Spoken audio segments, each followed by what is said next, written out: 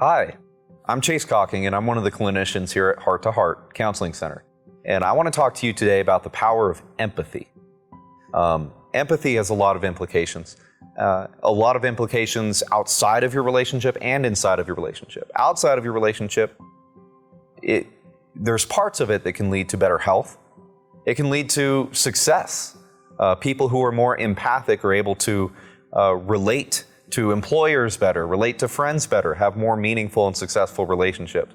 But within your relationship with your spouse, empathy can be the thing that really, we'll say a lot of the time, it can be the missing link that's stopping your relationship from getting to the place that you want it to be. So why is empathy relevant? In our situation, I want to talk about the relevance of empathy because of the excuses that I hear surrounding empathy. One common excuse that I hear is that, let's say it's a man, typically this would be a man, saying, I'm not as emotional as my spouse. I'm not as emotional as her. And because I'm not as emotional as her, I can't be empathic. It's not true. It's a lie that you're telling yourself. I don't think people tell themselves this as an excuse to get away with not being empathetic. I think you're conditioned to believe this way.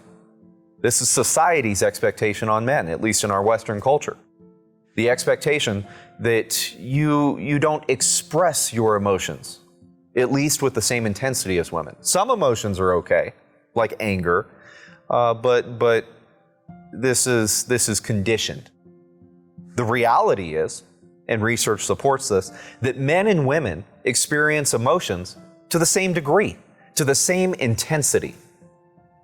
It's just a matter of whether they're able to identify and communicate those emotions, or whether they choose to identify and communicate those emotions in the same, to the same degree. So that's one reason I hear that someone may not be empathetic. Another one is that, well, if she's wrong, or if he's wrong, factually wrong, then how can I have empathy for that person?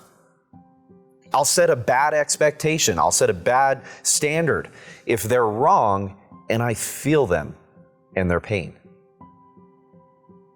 Even if you don't agree with why the other person is experiencing pain, that pain is still real. If you're somebody that's betrayed your spouse, that pain's also propagated by you. And you might not like the degree that it's impacted your spouse. That doesn't invalidate that pain. It's real pain, regardless of if you agree with the pain or not, or the circumstances around that pain, or how much pain that they're expressing. Another reason that I hear people get out of trying to be empathetic is that they just don't feel what their partner, what their spouse is feeling. If this is you, I think you're looking at empathy the wrong way. There's different kinds of empathy, and we're going to talk about that here in a second. But if you're saying that I can't experience what my partner's experiencing just because I don't feel that way, you're creating a barrier for yourself. And that barrier that you're putting on yourself is impacting your relationship. So how do we overcome that barrier? Well, now let's have a discussion about what empathy actually is. It's become kind of a buzzword in academia, where there's now studies coming out. We're trying to fully identify the impact that empathy has on our culture. And researchers, people with PhDs, they don't even completely agree on what empathy is. You read these studies and you look at the definitions that they have for empathy here, and they're different. Well, how can that be? We like to have things black and white. We like to have them objective. We like to be very clear on what it is that is being researched or what's being talked about. This is a subjective thing. Empathy to one person can be different from empathy to another person. That's true for you and your relationships outside of your marriage, and that's true for you and your spouse. That's why it's so important that you don't assume that your idea of empathy matches your spouse's. You don't assume that when you try to express empathy the way that you understand empathy, that it's meeting that need that your spouse has to feel like you're empathizing with them. There needs to be a conversation. And that conversation needs to outline, well, what is empathy for us? What is empathy for you, for me? How could I help you in communicating this empathy? How could you help me? What are my needs? This conversation, it's important. Dr. Weiss talks a lot about the passage in Amos, two cannot walk together unless they're in agreement. It's true. You need to be in agreement on empathy. And if you just choose to continue operating like you're operating now, where many of you may be operating now, where you're just trying your best to show empathy, but it's not really what your spouse is even looking for, you're working towards a goal that's not helping anything.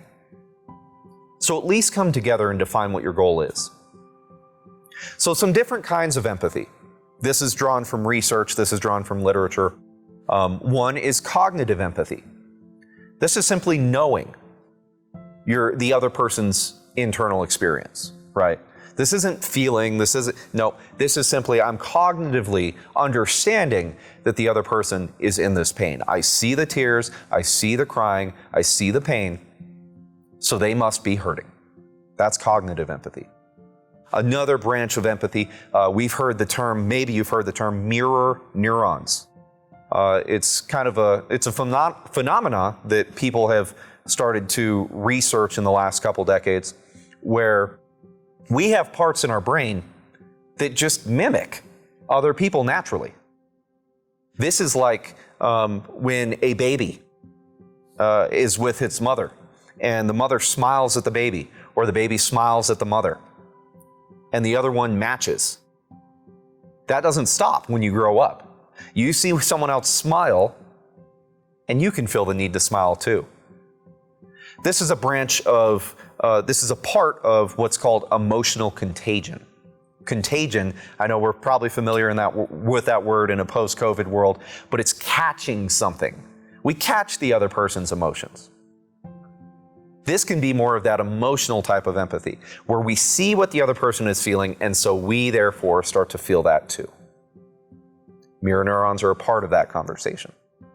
Another part of empathy here is just being sensitive to another person's experience, right? This, I'm going to talk about a metaphor here in a little bit, but this is sympathy. This is what a lot of people think of as sympathy. I see the other person's hurting, so I'm going to be sensitive to them in their pain. Sometimes this is all that your spouse is looking for. Sometimes they need more. But that's why we have to have this conversation. Another type of empathy is perspective taking. We've heard the adage, well, put yourself in someone else's shoes and walk a mile, right? This is being able to say, hey, if I was in this person's situation, this is how I would be impacted. This works in a lot of ways. In some ways, it can be problematic. It can be problematic if you're telling yourself, because if I was in the other person's shoes, I wouldn't be as hurt as they are. Then you're not looking at perspective taking quite accurately.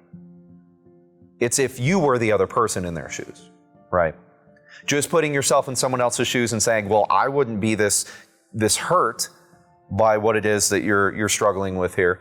That wouldn't be good for anyone. Now, there's empathetic distress. This is where you see that this person in your life is hurting, or you see another person is hurting, and so you hurt too. Now, this one's different because you're not feeling the other person's pain, right? That emotional contagion is like they're feeling pain, so you catch the same pain and you feel it to the same, similarly, right? Well, empathetic distress is I care about this person, they're hurting, and so I hurt because they hurt. I don't hurt because of what they're going through. It's literally just their pain. Because they're in pain, I feel pain. This, in the literature Dr. Weiss has about activating events in recovery, well, he says them having pain can be one of the activating events.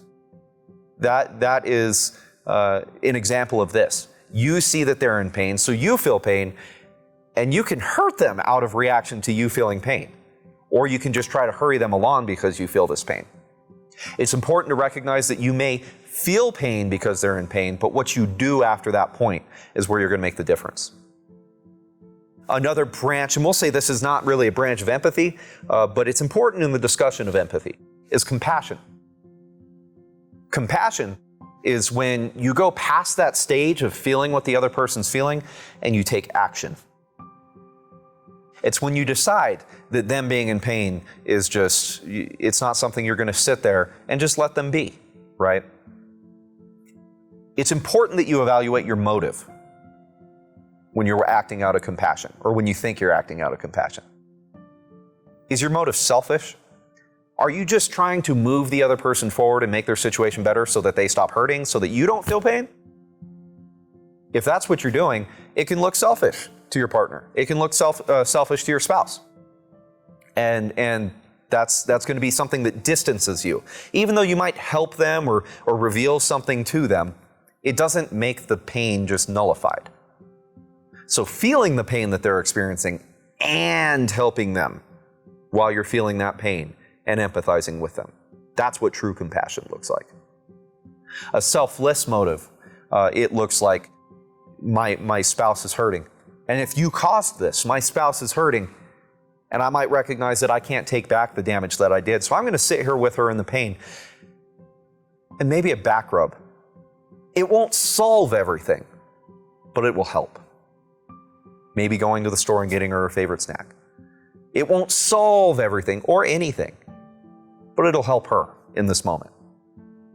And you don't do that to shut her up, right? You do that out of compassion.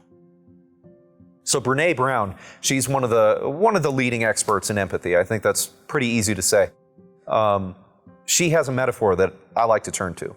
And in a lot of ways, it's really good. She breaks down the difference between empathy and sympathy. In this metaphor, you're walking past someone. I think like the Good Samaritan, right? You're walking past someone on the road, and they're in a hole. Sympathy is looking down on that person and seeing the pain that they're in and saying, wow, they look like they're in a lot of pain. This is like the holy man in the story of the Good Samaritan.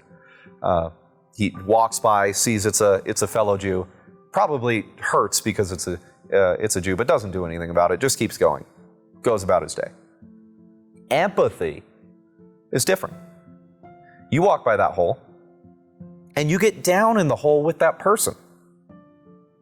You sit in the dark with them. You don't just go down there, pick them up, and drag them out of the hole.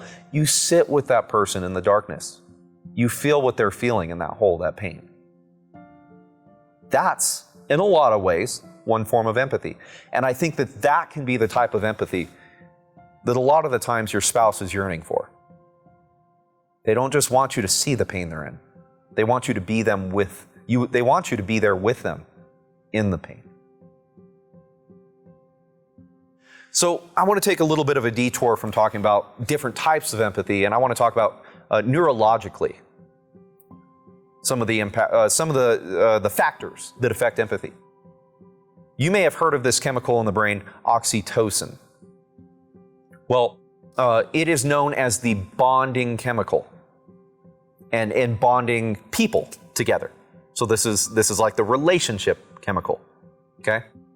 When there's a baby and the mother's nursing it and they look each other in the eyes, this is the optimal distance for oxytocin production, at least at that age in life. And they look at each other and the baby is releasing oxytocin. The mother is releasing oxytocin. And it has a huge impact on the baby's development and on the mother's health. Oxytocin also has an impact on the health of a person, specifically a baby. There's a study I like to cite here where in Eastern Europe there were children, there were babies, infants, separated from their mothers because the mothers had to do prison time. And there were two groups of children here. There were children that were separated from their mothers because of the prison time, and they had to go to an orphanage. These are state-of-the-art centers. Like they've got all the medical care that they need. It is sterile like a hospital. There's not germs. They're not going to catch bacteria. They're not going to die in that way. But they've got regular caretakers too.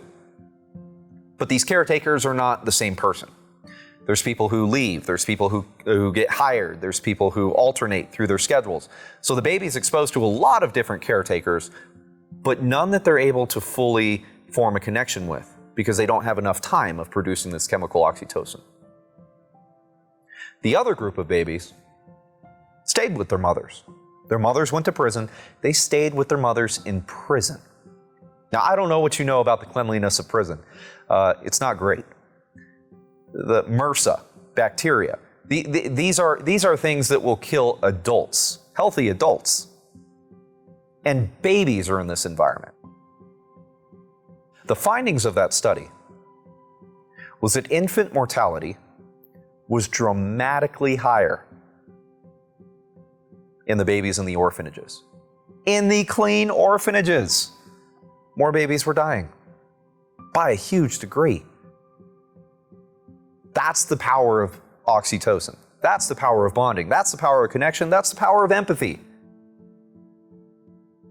That research comes from the book Born to Love by Dr. Bruce Perry and Maya Salovitz. So if you want to know the exact statistics there, you can look into that book. It is a good read. One thing I want to draw attention to is the 3 Dailies exercise that Dr. Weiss has formulated for some of his recovery plans and his relationship help. The 3 Dailies, it's an exercise where you take some time to connect with your spouse on a daily basis. You do that by discussing your feelings together and communicating those. You do that by expressing praise to each other and then praying together, connecting spiritually. But you do it on a daily basis. You look at different programs. A lot of people have their own idea of what this should look like on a daily basis. But Dr. Weiss does something special here. It's in the rules of the Dailies. He makes it required that you maintain eye contact through the whole Dailies exercise. I joke with my clients when I'm talking about the Dailies, and I say, if I just told you guys to forget everything that I just said about the Dailies and said, look into each other's eyes on a daily basis for 20 minutes, you're going to notice an impact on your relationship. Why? Oxytocin. You're releasing that chemical. You're bonding with that other person chemically. It's why when we talk about the 3 rules for sex, it's eyes open, lights on for the first 2 rules. Oxytocin. It has implications for empathy. So continue doing the Dailies and continue connecting with your spouse if you find that this is an area that you struggle in. I want to take a side note here real quick. And in regards to kind of neurologically in development, talk about lying. Lying is something that we've all done at some point in our life. Whether you were 7 and you stopped from then on, never did it again, or whether you're 60 and you're still doing it. Here's why it's an important milestone. Because it communicates that you're able to take the perspective of another person. Does that sound familiar? I talked about in the beginning here, when we were talking about different types of empathy, perspective taking. That's a part of empathy. If you can lie, you can take perspective. Here's why. Lying implies that you know the information that you're keeping from the person would be damaging to them or to your situation in their eyes. So you know what you're doing when you're lying. If you're lying, you can't fake ignorance. I didn't know how this would impact you. No. If you're lying, you have a complete understanding and you're able to do this perspective-taking process. Back to neurologically, out of that side note. Childhood neglect has an impact on empathy development. If you're a child who didn't get that bonding with a primary or with multiple caretakers, regular, then you've had to learn that you can't rely on other people to meet those emotional needs. You've had to learn to soothe yourself. Turn to maladaptive coping strategies because children have to find them on their own if their parents aren't providing them. And typically those are maladaptive, things like pornography. I want to be very clear here. Childhood neglect sets the tone for this emotional type of empathy that we've been talking about here, where you're feeling and experiencing what the other person is experiencing. It sets the tone but it doesn't mean that you get a free pass. So the reason I'm bringing this up is that if you are a victim of childhood neglect, if this is your story, that doesn't mean all hope is gone and you're never going to be able to do this with your spouse. That means you have work to do. That means that you can learn to better identify your emotions and communicate them and do this bonding work with your spouse. Making that time for eye contact and daily connection. Having sex in a relational way. Taking Dr. Weiss's emotional fitness course. Buying that book. Where he'll teach you to have that greater control of and awareness of your emotions. That's how you can move out of that rut if it feels like you're just stuck. One of the excuses that I can hear is, well, not even one of the excuses that I hear. One of the things I think I hear from spouses a lot of the time is, well, you know, he's a psychopath. He's narcissistic. It makes sense, right? If you're living with someone and you're just in this tremendous pain and they're not feeling with you, they're not compassionate for you, they're not in tune with you, it can feel like you're with a shell. It can feel like you're not with somebody that has any concern for other people in general. So I hear that term. Psychopathy it's defined by a complete lack of empathy. I mean, that's how you tell who a psychopath is. There's no conscience, and there's no empathy. To a psychopath, to a sociopath, people are objects 100% of the time. Dr. Weiss talks about the object reality. He talks about this in his Unstuck video. Well, imagine that on steroids. It's object reality to the extreme. It is the only way that you can conceive life or that you conceptualize life. If it doesn't make sense, like I said, refer to that Unstuck video. But a study that I like to cite when discussing this with either a partner or somebody suffering from an addiction or just people who are struggling with connecting with each other is a study by Mr. Meffert, Dr. Meffert, in 2013, where they took people they identified as the average population and they took described psychopaths. I know that's not an official diagnosis these days, but this was 2013 and it's a description. So they had average people and psychopaths and they put them in an fMRI. An fMRI is the big machine that you've seen in the hospitals or you've seen them in movies where they spin around, make a lot of noise. What it's doing is it's mapping your brain structure, what your brain looks like, and then the F part of it, it's functional. They're also seeing activity. So they see what the brain looks like and they see how much activity is happening in each of those areas of the brain. So they fit these described psychopaths and they fit these average people into the fMRI. And while they did that, they showed them a video of somebody experiencing pain. I think in this study, it was just somebody being pinched or something. But even then, I feel like that illustrates the power in the study. Something as benign as somebody being pinched. They weren't saying anything gruesome. And the psychopaths went in the average person went into the fMRI. They had the brain measured while watching that person get pinched. And there's 4 areas in the brain that are associated with empathy. This is well known. This is documented. And those 4 areas lit up. There was activity in those areas of the brain. The psychopaths went in the machine, saw the same video, the pinch. They measure their brain. There's a little bit of activity in those areas in the brain. A little bit. They're not completely cold and dark, but there is a little bit. That's what you'd expect. This is a psychopath. You might even think they'd have nothing. No, they had a little bit. Here's where the study becomes meaningful. They run the test again on the psychopath. This time they give them instructions. The instructions are, try and empathize with the person being pinched. Try and feel that pain. Try to open yourself up to them. The psychopaths go back in the fMRI. They have their brains measured, seeing the same video they just saw before, and then they have identical reactions in the brain to the average person in the first part of the study. This is mind-blowing. A psychopath experiencing what an average person experienced. That's counter to everything we've heard about that population.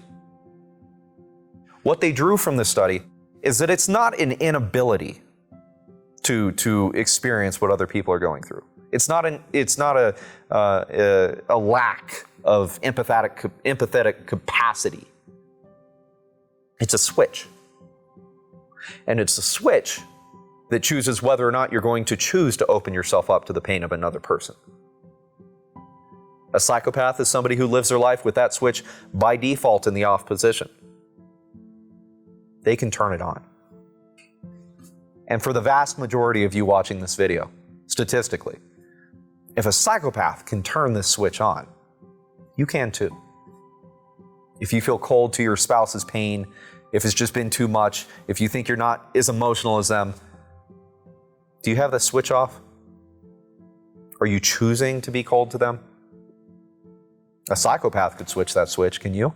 You can. I want to draw a distinction here, okay? I feel like it's responsible for me to include this. There is research that supports people on the spectrum, the autism spectrum. There is less activity in mirror neurons, less mirror neuron activity, and then they have difficulties in perspective taking. That's well known. So if you're someone that's there on the spectrum, what I just said with the switch thing, that might not necessarily apply to you. That doesn't mean that you're hopeless either, right? You can receive training from someone who's qualified on perspective taking. So do the work. Do the work that you're able to do, right? Have this conversation with your spouse. If this applies to you, make that part of the conversation, and then make a plan that goes forward and honors an equal goal. There's also a difference between having empathy and communicating empathy. Your partner could be going through this pain, and you could see the pain. You could be moved by the pain. The pain could draw things up in you from the past or from the present. And they could never know that that's what you're experiencing. Because that's the nature of internal emotional states. They're internal. You feel them. Your spouse feels them.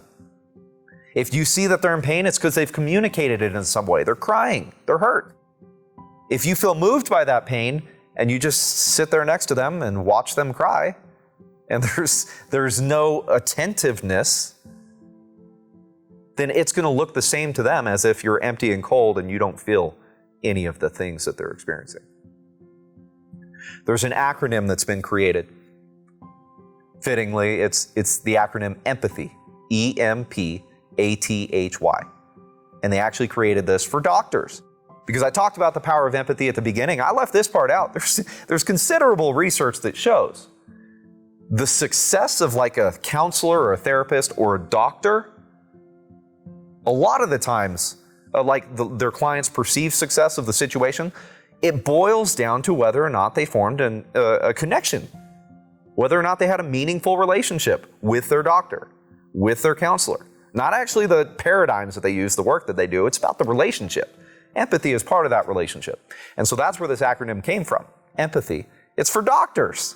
It's what it's sometimes at least trained doctors to try and utilize with their patients. E, eye contact. We talked about that plenty. M, muscles of facial expression. Is the other person frowning? Okay, if you're smiling and the other person is frowning, you're not building connection. If your partner's crying and you're just flat, you're not building connection. Posture, right? Are they down? Are they hurt? Are they beat up? And you're just standing there staring at them. This is like the hole we talked about with Brene Brown. Are they in the hole? Get in the hole. Affect. Tone of your voice. These are, affect it's the scientific word for the expression of your emotions, right? Are you expressing similarly to them? Tone of your voice. That's a component of that as well. All of this is. And then hearing the whole patient is the H part of that acronym. Obviously, you're not a doctor with your patient. For your spouse, are you hearing the whole of your spouse? Are you just listening to the tears, or are you looking for the meaning behind those tears? Dr. Weiss utilizes the understanding her exercise. Wow, what a better way to express empathy and concern for your partner. I highly recommend that if that's not something that you're well versed in, I often say it's the most powerful tool that I give any of my clients. You can find that in the Helping Her Heal video by Dr. Weiss. But, and why is your response, right? So it's how you're responding to the other person. Are you just saying, hey, yeah, that pain sucks. It looks painful. Let's move forward and forget about that pain. Here's a lollipop. Quit crying. Like, is your response one that conveys compassion and empathy? That acronym was created by Dr. Weiss in 2014. You can find that study too.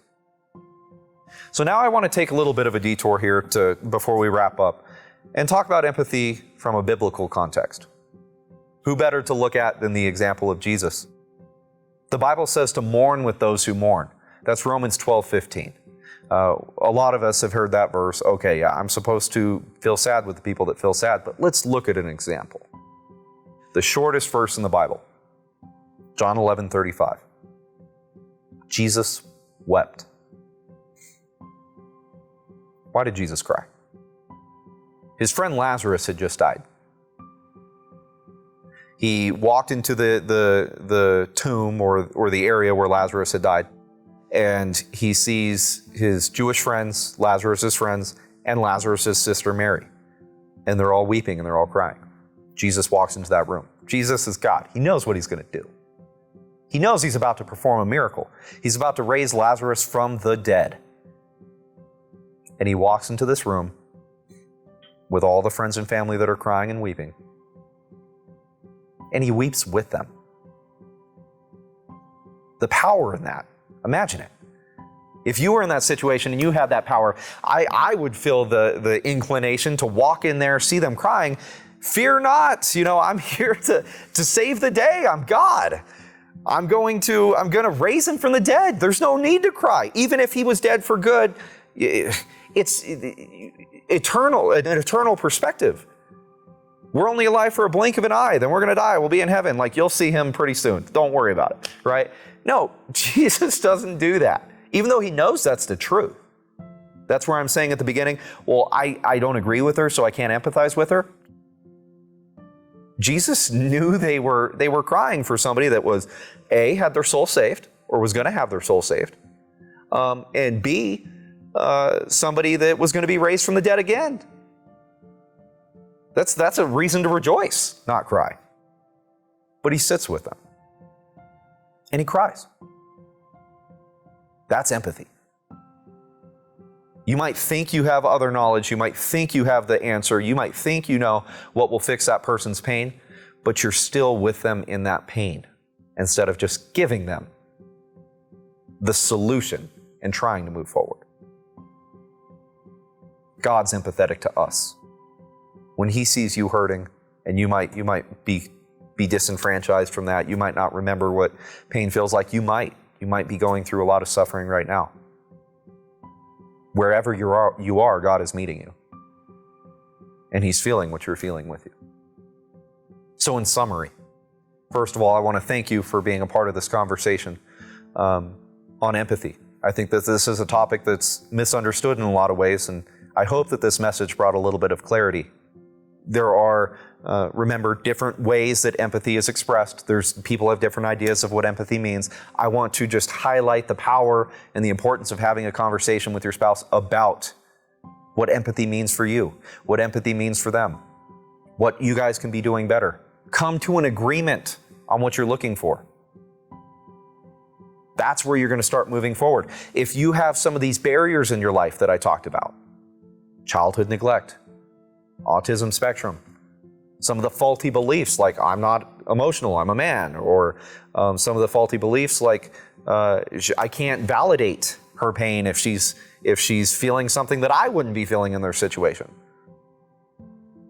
The burden is on you to do the work to get over that. It's not on anyone else. It's not on your spouse for sure. So it's up to you to take advantage of that knowledge and to do the work. So past that, if this is still a barrier in your relationship, if there's something that just seems insurmountable and you're not able to overcome it, I recommend that you get in contact with Heart to Heart Counseling Center. It's where I work. It's where I see clients. They have plenty of trained clinicians in this area. I recommend that you get in contact with them, set an appointment, and get the help that you deserve. If you find that you're stopping your partner from moving forward because of the pain that they're experiencing, and you just don't know what to do because you try and you try and you try, but you don't know how to express what you're trying to express, get help. You can heal. And this is one of the keys to that healing journey. Thank you.